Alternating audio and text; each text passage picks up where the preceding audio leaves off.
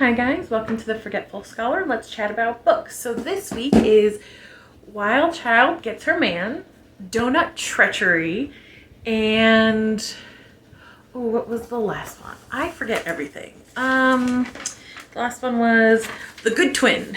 Okay, so the first book is Say Yes to the Duke, The Wilds of Lindow Castle, Louisa James. Go. Okay. And yes, this is a library book. I was driving a friend of mine to a job interview, and the library was across the street. So instead of going back to my house and then picking them up, I decided just to hang out in the library because I didn't want to waste gas. Not in this economy. So, and I love libraries. And I haven't really checked out this one a lot. So I found a couple of books to take a look at. Plus, the library is a great option if, you're a little crunched for money, or you want to try out a reader, but you're not sure you want to purchase the book, sort of like a sample. Although I do support writers getting paid for their work. But library, library is great. I love libraries. I love the smell of libraries. Does anybody else love the smell of libraries? I don't know, something about like old musty books. I don't know why, but I just love it. Okay, anyway, sorry. This is The Wild Child Gets Her Man. Now, obviously, this is a book like in the middle of a family arc story where every book is a different family member. That being said, I did give it 3 stars, and I'll explain why. I mean, I didn't love it. I didn't hate it. I liked it. I thought it was fine. And this was like plopped in the middle. I think like one of the middle children in this family. She's Viola is the female and Devon is the male. Now Viola is sort of like a stepdaughter to the Duke. Her stepfather's the Duke, and she has a lot of siblings. And even though I was like thrown in the middle of this family and I had no idea what the other books were, I wasn't lost, which was fantastic. I got the concept of what was going on. I was like, oh, I missed. This is like the 4th or 5th book in this series of this family. Cool. Let me see if I can find the other family members. It looks like those stories are a lot of fun, which I'm gonna try to do. That being said, it was a lot of fun. Now, Viola has a lot of nerves, or now today we would call it social anxiety, to the point where she vomits and panic attacks a little bit. So she doesn't feel like she's a wild, because that's the family of her stepfather, the biological family of her stepfather, and they're all like very verbose and leaders and kind of like that. And she likes to stay quiet in the shadows. She doesn't want attention. So she, has her season among the ton with her half-sister, Joan, who is blonde and gorgeous and very outgoing, and everybody loves her. Viola thinks she's kind of ugly, she's plain, she's brown hair, nondescript eyes, kind of like that. That's how she describes herself. It was very cute. It was very cute. Devon, he's a bit of a dick, but I did like how the whole book, except for like the first couple chapters after they meet, he's trying to win her. I did like that. I like that he was pursuing her, because lately I've been reading a lot of books where it's the other way around, and so that was kind of nice, like that he was going after her. It was very cute. It's very fluffy. After, it's a happy ending, of course, and after they got married, I figured that would be the end, but the book kept going, which I was like, okay. The reason it's 3 stars is because the third act conflict wasn't. It's just sort of fizzled out. What I thought was going to be the third act conflict just kind of fizzled out into nothing. I was like, oh, okay. And this is the first time reading this writer, so I don't know if that's how they always do it, or it's just this book. So this book is definitely wonderful if you just want a fluffy, fun, happy ending, low drama kind of book. And sometimes, I'm in the mood for that. And sometimes I'm in the mood for high drama, ridiculous book. So it kind of stems what you feel like what you want, but I did like it. This takes place in the 1700s, so there's a lot of powder wigs and things like that, which is interesting because I haven't read a lot of books set in that time. It's usually like the 1800s where the wig fashion is gone, so that was a lot of fun. I did appreciate that all the correct terms for the clothing at that time, because that doesn't really bring me out of a historical romance. Oh, forgive me, this is FM historical. doesn't really bring me out of a historical romance, but I was like, oh, that's cute. Because I watch a lot of history fashion stuff on YouTube. I did enjoy it. It was fluffy. I didn't love it. I didn't hate it. It's a 3-star. I'm going to definitely give this writer, I'm going to read more of their books. I liked how their writing style was. I liked the conversations between the characters. It had a very, like, realistic conversationist style where not every conversation was exactly about the plot. You know, some things were more about, like, the side plot or family or just random things. And I was like, okay. I kind of got the feel of, like, yeah, this feels right. That's how real people talk. I enjoy that. So I did enjoy it. I just didn't love it. And I didn't hate it. It was good. It was good, you know? Okay, so the next is MM Historical Paranormal H.P. Lovecraft Lore. Because you know I love those. MM, yeah. So it's Donut Treachery. That's the one that I call it. And this is Noctualis less than perfect. A Sucker for Love mystery, book 4, K.L. Ayers. Now, yes, I had a really hard time because it's obviously like nothing less than perfect, but you know, it's fun. It's fun.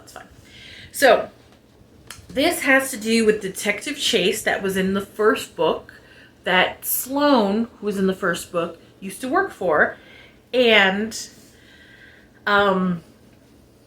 the Eldridge God, not gonna pronounce it correctly, of Justice and Retribution, who took over Merrick, which is the cover, that guy, body, because that guy, when he was human, was a huge worshiper of him, because he's law enforcement, and the Eldritch God, he says later on that his hubris got him his worshiper killed, so he takes over his body to make sure that his Merrick the human law enforcement legacy is unmatched.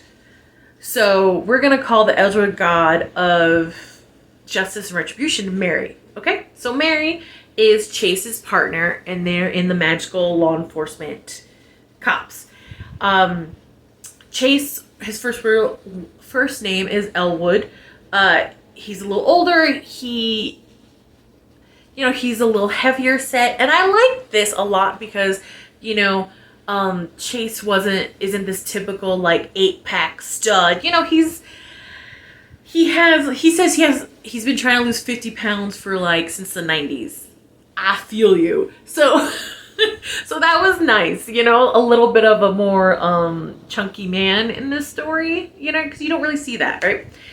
And he's been in love with Mary forever, and he's never known Merrick. He met Mary once Mary took over Merrick. Am I making sense? Because I think I just confused myself. So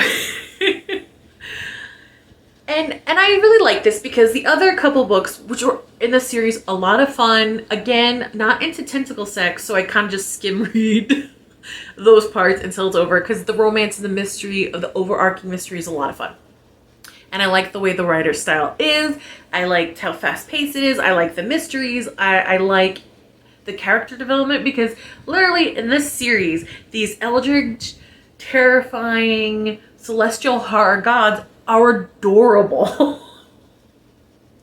Like Azeroth the Lesser, which is the couple, and Sloane is the couple in the first and third book, they're so cute. You know what I mean? They really are. Now, that being said, in the Azeroth, in the third book, was kind of similar to the King of the Arsal in the second book. I know, this is confusing. I thought their personalities were kind of similar. You could tell them apart a little bit. The humans in every book are very distinct. And Chase is very distinct. Mary in this is fantastic because he's very different from the other Eldritch gods. And I really like that. There was a clear difference. It wasn't like, oh, they kind of have the same humor. Okay. No, Mary's kind of a stick in the mud, rules lawyer, very about you know, the law and what's in the guidelines, and we have to follow that. And I liked how different he was from the other ones. Now, their romance is adorable. Chase does find out pretty early on in this book that Mary is an eldritch god. And he kind of spends a lot of the book convincing Mary that he was in love with Mary when he thought he was just human. So it's very sweet. And I liked that Chase is chunky. I like that, obviously, for reasons. I wonder why. As I point at my double chin, I wonder why. But I like that. It was a little different from the classical, like, 8-pack stud, you know? The humor is really cute because Mary loves bad jokes and puns, you know? So Chase always does really bad jokes and puns to make Mary laugh. So it's really sweet. Sloane and Azeroth the Lesser make an appearance because they are the main couple. The mystery of the Kindress continues, and I'm fascinated. And it's interesting because the second book had to do with Ted, who could see the dead, and you find out in that book because he was resurrected by his ex-boyfriend. So in this, you go back to the ex-boyfriend Ollie. And Ollie is such a sweet being. I really liked him. For me, he kind of stole the show in this book. I really hope he gets his own book. I really hope he gets a happily ever after because I felt so bad. And even though I really liked Ted in the second book, I kind of was like, man, Ted's a dick. And I'm like, oh, I'm happy they did Ted's romance first because you kind of see Ollie resurrecting and their breakup from Ted's point of view. He didn't know Ollie resurrected him. So you see that from his point of view, and you do know that Ted feels kind of bad how he treated Ollie. So at least you get that kind of redemption before you meet Ollie, and you're like, oh my god, the sweet bean, how dare Ted, what a dick. Because Ted's not a dick, he's a person, you know what I mean? So I really, really hope Ollie gets a happy ending, and this was a happy ending in this book. So there's still questions left, you know, because there's this rising cult that wants to wake up the god of dreaming, who has all the eldritch gods asleep, well, most of them asleep, and he's gone mad because he's been trapped in his nightmare. So he wakes up, he'll destroy everything, but people don't believe that because people are stupid. So they're trying to wake him up because they think, oh, it'll be great then. It won't. It'll be really bad. So there is this continue going on. And I'm so fascinated about the Kindress and what that means. And I kind of hope it's one of our human heroes so far in the book, because I think that would be so much fun. But I honestly don't know, and I'm loving it.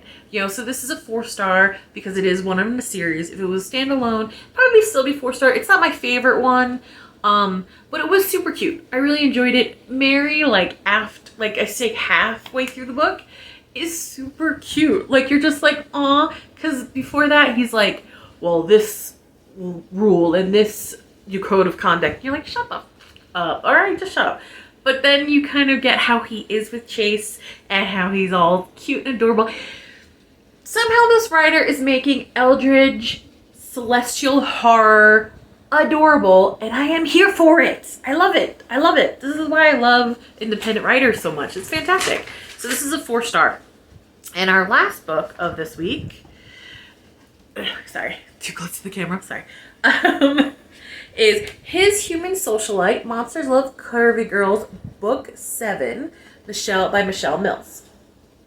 Now, just look how cute this model is. Isn't she adorable? I thought she was adorable. Okay, so this is the Good Twin.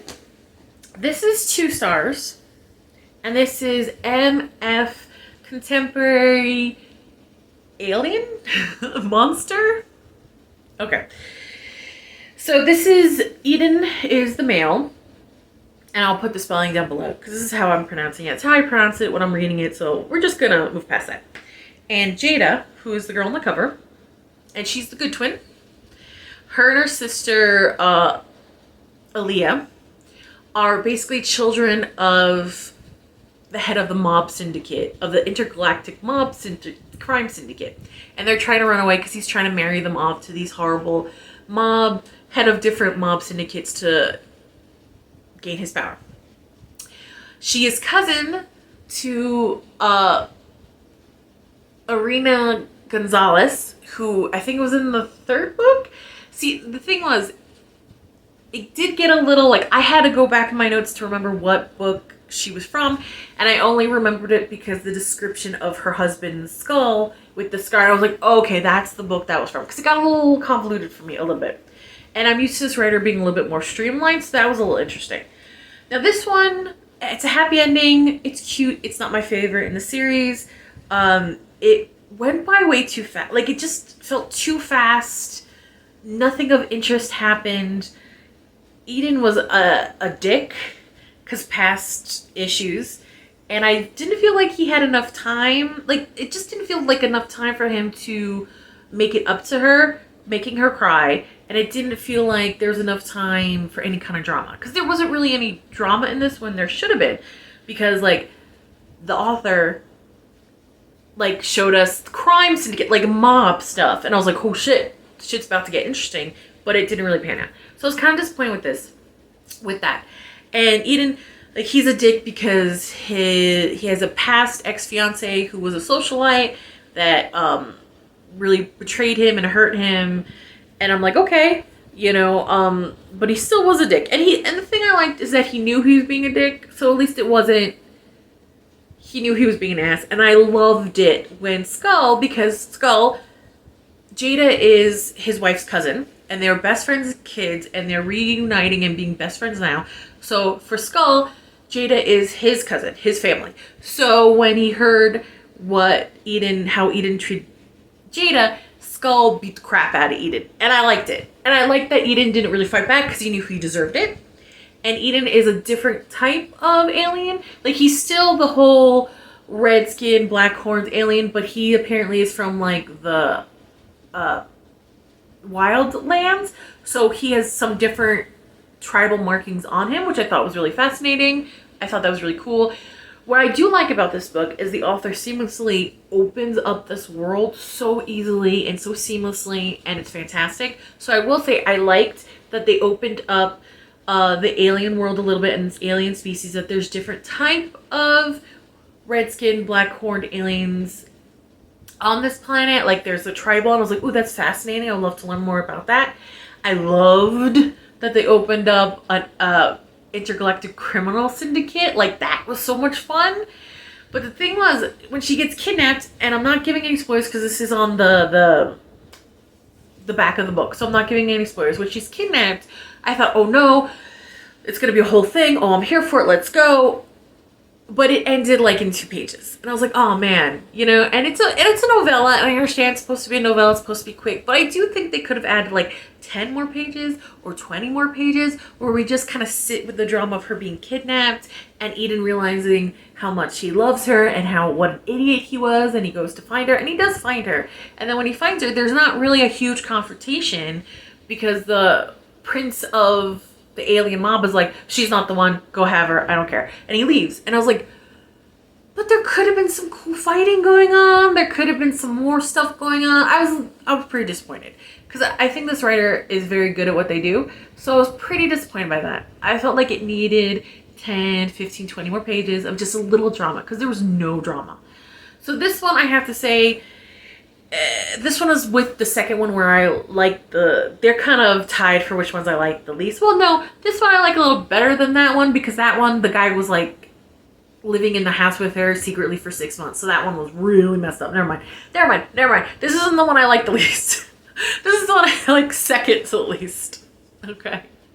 So that's it for today. That's it for me today. Man, it's getting so humid here. I'm going to go take a cold shower.